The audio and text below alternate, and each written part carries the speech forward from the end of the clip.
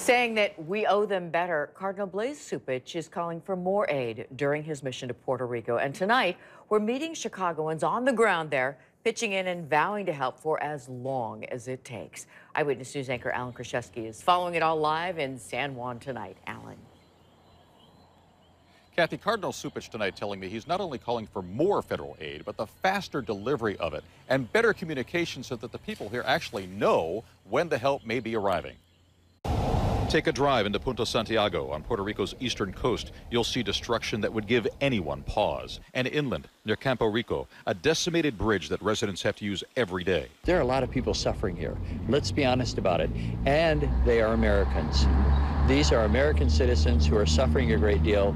We owe them better. Cardinal Blaise Cupich taking in the damage to Catholic churches on this island. Fajardo to Caguas, where the cathedral roof is ruined, torn with holes, water puddles on the floor, damaged pews. It's just been one place after another where there's just been incredible destruction. And removing what is ruined comes before rebuilding. A group of Chicago friends here in the town of Juncos volunteering at the orphanage that's called La Casa de Todos, a home for everybody. You can see these guys working here. This is a demolition project, and they've got a lot to do. All the plywood's coming off. Look up to the ceiling of this structure here. That's just a blue tarp up above. The rain was pouring in, and of course, mold was the problem.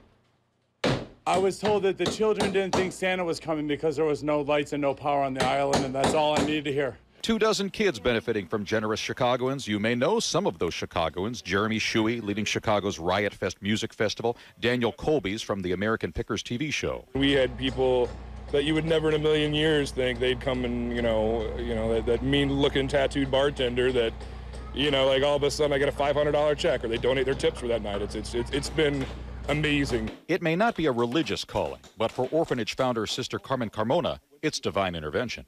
Jesus respond my prayers. We're going to come back more often with more money and more supplies and more help.